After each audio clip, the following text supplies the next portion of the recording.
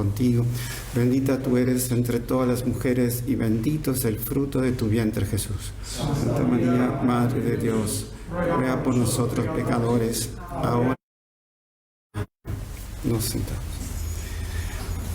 Como decíamos al principio, toda la vida de la Iglesia es reflejo, un espejo de la vida de Jesús. Lo que es los sacramentos, la doctrina, la liturgia, es un desenrollar, desenvolver todo lo que Jesús fue predicando y haciendo y curando, salvando y resucitando a las personas. Y es la vida de los sacramentos de la Iglesia. Es esto que pasó con el leproso en el Evangelio.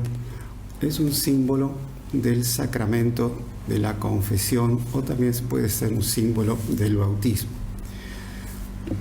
El leproso, como vimos también en la primera lectura, era una persona que tenía que ser apartado de la sociedad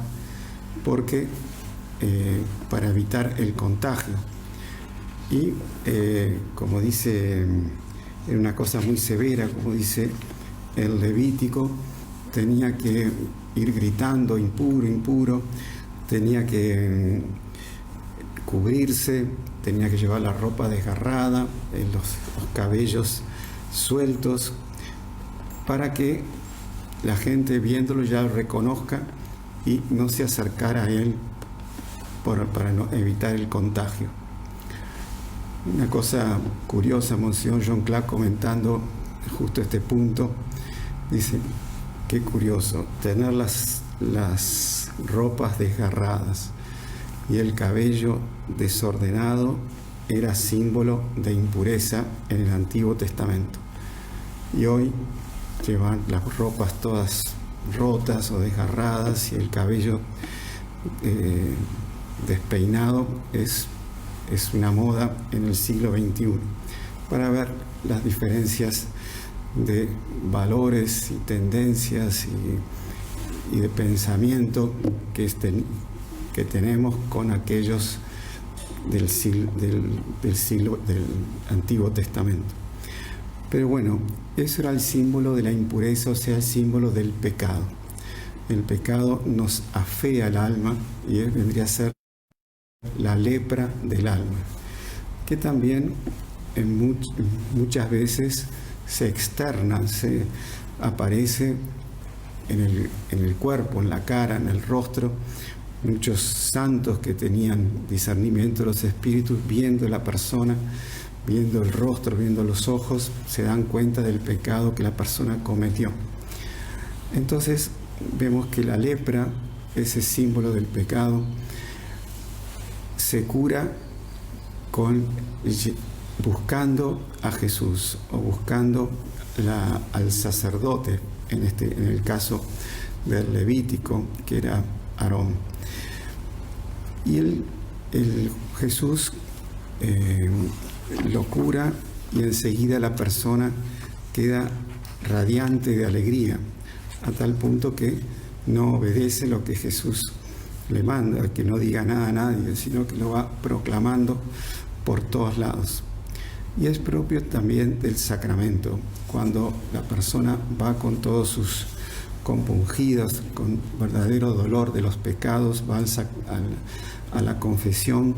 Una vez que queda absuelto del pecado, entra una alegría en el alma, una leveza de alma, un espíritu todo sobrenatural, que es una alegría duradera, no es una alegría pasajera, sino que demora en irse, se podría decir, y la persona puede recordar esa alegría, y el recuerdo de esa alegría le trae nuevamente esa paz y esa serenidad. Por eso el Salmo dice: feliz el que ha sido absuelto de su pecado y liberado de su falta. Feliz el hombre a quien el Señor no le tiene en cuenta las culpas y en cuyo espíritu no hay doblez.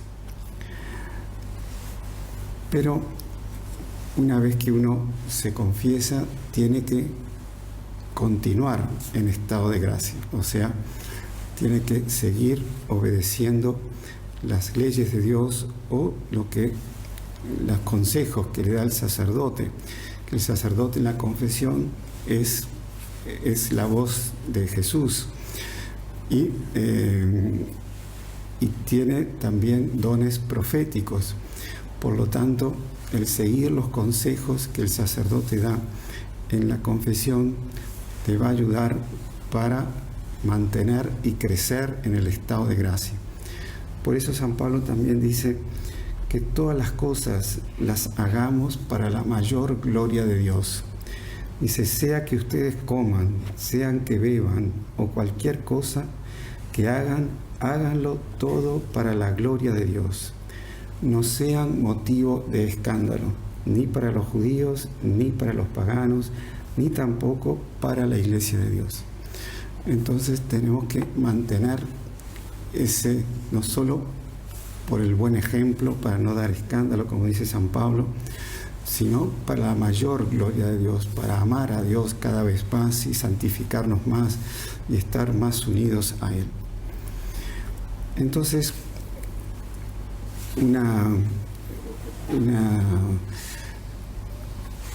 una moraleja que podemos sacar de estas lecturas es tener más frecuencia de los sacramentos, más frecuencia de la confesión, más frecuencia de la comunión, de llevar la unción cuando tenemos algún pariente o algún amigo enfermo. La unción se puede dar también varias veces. El sacramento de la confirmación, muchos lo van dejando y al final no se confirman. También el sacramento del matrimonio, para bendecir y dar la gracia a las familias para que puedan mantenerse unidas.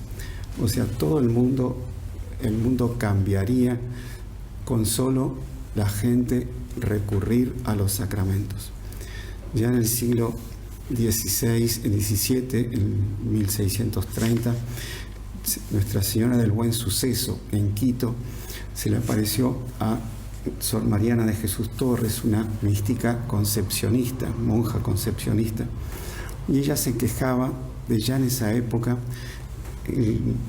la poca frecuencia a los sacramentos y que eso impedía que Jesús entrase más en las almas, más para santificar las almas, o sea, para que la gracia de Dios penetre en las almas. Es muy importante la frecuencia asidua a los sacramentos. Entonces pensemos un poco cómo estamos con los sacramentos. Si hace mucho que no nos confesamos, si hace mucho que no comulgamos, si estamos comulgando frecuentemente. Eso es muy importante para nuestra vida espiritual, sea una vida espiritual, como dice San Pablo, para la mayor gloria de Dios. Entonces pidamos a la Santísima Virgen que tengamos esa frecuencia en los sacramentos para, como dice San Pablo, para la mayor gloria de Dios. Ave María Purísima.